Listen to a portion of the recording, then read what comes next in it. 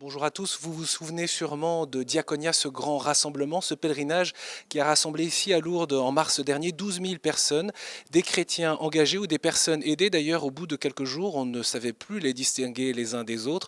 Une belle expérience dont les évêques ici à Lourdes ont fait le bilan. Nous sommes avec Monseigneur Jacques Blacard, bonjour. Bonjour. Vous êtes évêque d'Orléans et président du Conseil national de la solidarité.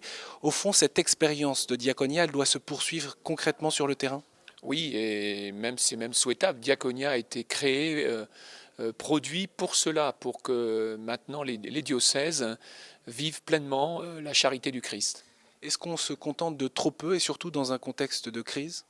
Oui, c'est-à-dire que jusqu'à maintenant, au fond, la charité chrétienne, la solidarité, peu importe les noms qu'on emploie, était l'affaire de quelques-uns, de quelques spécialistes. Et au fond, cela pouvait être facile pour un bon nombre de chrétiens de dire, eh bien, je donne à des organismes, mais enfin que les organismes s'occupent des plus pauvres. Et en même temps, on sait que les chrétiens occupent une place majeure dans ce domaine de la solidarité en France. Alors où est le problème?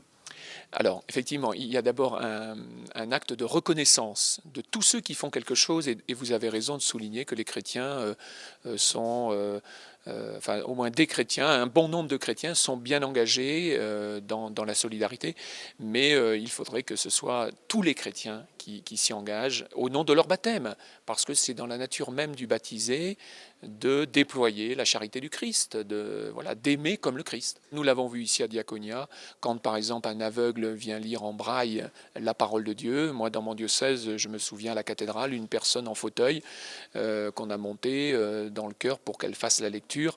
Voilà par exemple des petits exemples, mais il faut que les personnes en précarité soient présentes dans nos instances de réflexion et de décision, donc ce qui de fait peut représenter une révolution copernicienne.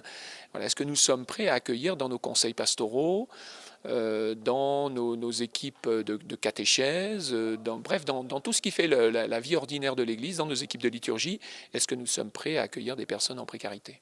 La conviction la plus profonde, c'est que si nous sommes chrétiens, nous devons aller vers les autres.